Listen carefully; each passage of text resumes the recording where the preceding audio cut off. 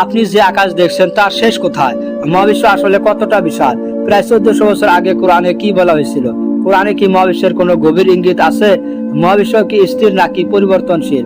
কোরআনে কি মহাবিশ্বের বিস্তৃতির কথা আছে? আধুনিক বিজ্ঞান এই বিষয়ে কি বলছে? কোরআন ও বিজ্ঞানের মধ্যে কোথায় মিল রয়েছে আর কোথায় আমাদের সতর্ক থাকা উচিত? শেষ পর্যন্ত দেখুন, কারণ শেষে আসল বিষয়টি সহজভাবে জানবো। কোরআনে মহাবিশ্বের সৃষ্টি নিয়ে একটি গভীর বক্তব্য রয়েছে। সূরা আল আম্বিয়া আয়াত 30-এ আসমান ও জমিনের কথা এসেছে। সেখানে বলা হয়েছে তারা একত্র ছিল, এরপর আল্লাহ তাদের পৃথক করেছেন। এই বক্তব্যটি শুনলে স্বাভাবিকভাবে একটি প্রশ্ন আসে, মহাবিশ্ব কি সত্যি একসময় এক অবস্থায় ছিল?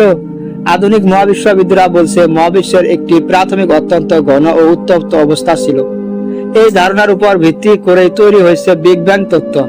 তবে কোরআনের আয়াতকে সরাসরি বিগ ব্যাং এর বৈজ্ঞানিক প্রমাণ বলা উচিত নয়, বরং দেখা দরকার কোরআনের বক্তব্য আসলে কি বোঝায় এবং বিজ্ঞান কি ব্যাখ্যা করে।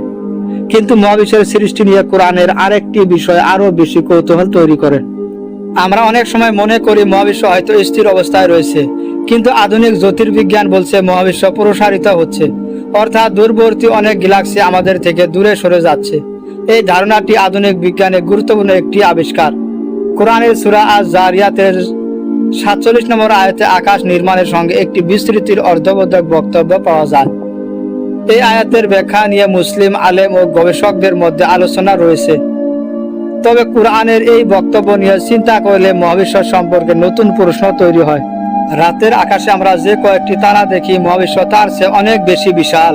আমাদের সূর্য আসলে একটি নক্ষত্র, আর সূর্যের মতো অসংখ্য নক্ষত্র একসঙ্গে গঠন করে একটি গ্যালাক্সি। আমাদের গ্যালাক্সির নাম মিল্কি ওয়ে বা আকাশ গঙ্গা। এই গ্যালাক্সির মধ্যে রয়েছে আমাদের সৌরজগৎ, কিন্তু মহাবিশ্বে শুধু একটি গ্যালাক্সি নেই। বিজ্ঞানীরা অসংখ্য গ্যালাক্সি পর্যবেক্ষণ করেছেন। প্রতিটি গ্যালাক্সির মধ্যে থাকতে পারে বিপুল সংখ্যক নক্ষত্র। এত বিশাল সৃষ্টি দেখে কোরআনের একটি বিষয় মনে পড়ে, আসমান ও জমিনের সৃষ্টি মানুষের চিন্তার জন্য নিদর্শন। কোরআনে মহাকাশ নিয়ে অনেক আয়াত রয়েছে, সেখানে আকাশ, সূর্য, চাঁদ, নক্ষত্র ও সৃষ্টির নিদর্শনের কথা এসেছে। আধুনিক বিজ্ঞান ও মহাবিশ্বের অসংখ্য রহস্য উন্মোচন করছে।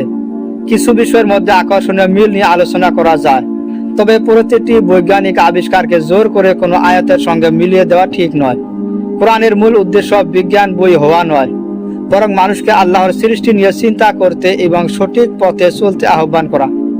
মহাবিশ্ব যত বিশাল, মানুষের জ্ঞান ততই সীমিত মনে হয়। তাই জ্ঞান অর্জনের পাশাপাশি বিনয় ও চিন্তাশীলতাও জরুরি। আপনি যদি সত্য জানতে চান তাহলে চ্যানেলটি সাবস্ক্রাইব করে সাথেই থাকুন।